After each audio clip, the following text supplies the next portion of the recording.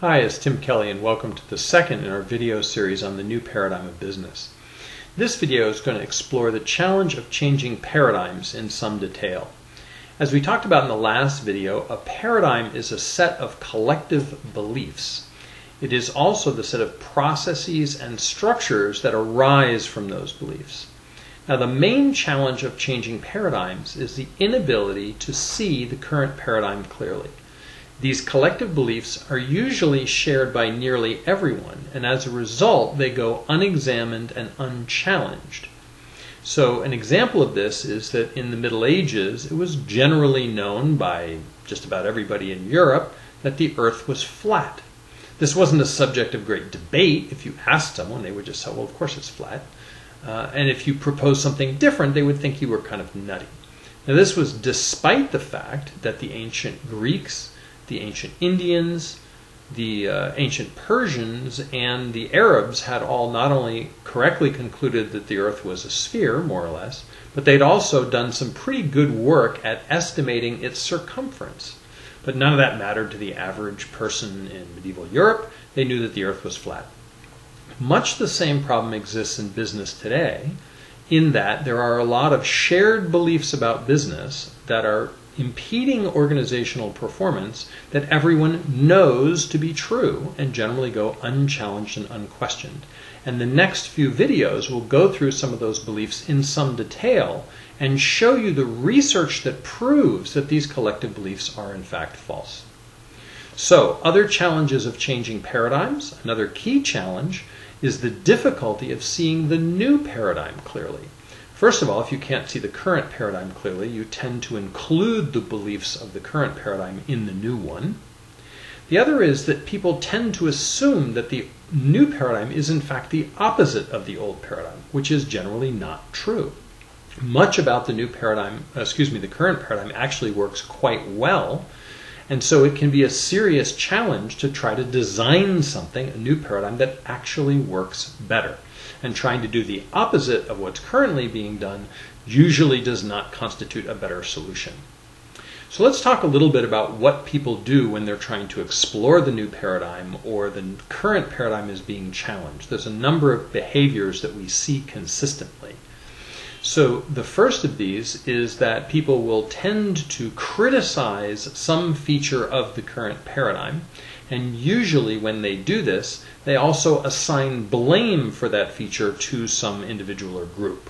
A good example of this is the Occupy Wall Street movement, where people involved in that movement are complaining about the unequal distribution of wealth created by capitalism as it currently operates, and blaming the 1%, that is the people who are actually getting that wealth, as if they had in fact designed the system and created that feature of it.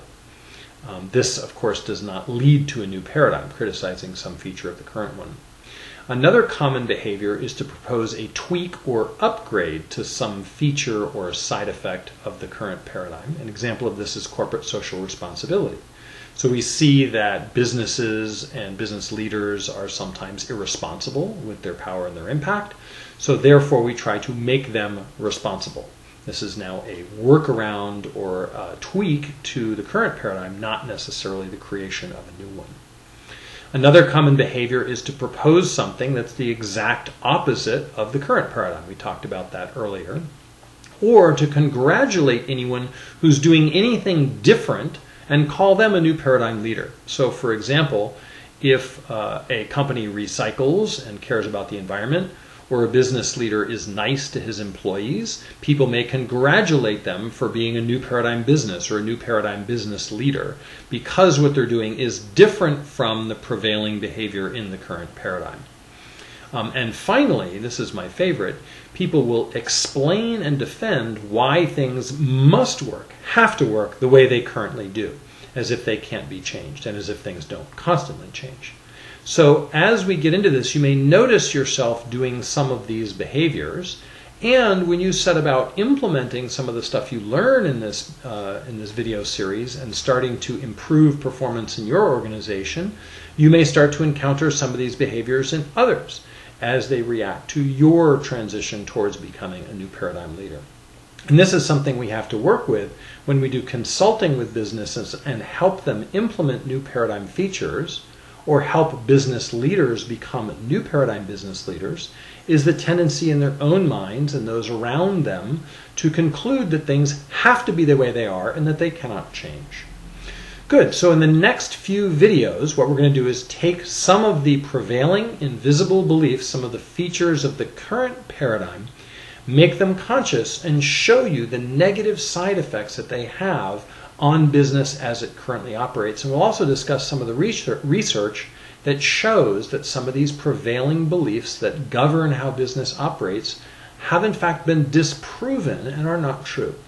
Thanks so much for joining us. Talk to you in the next video.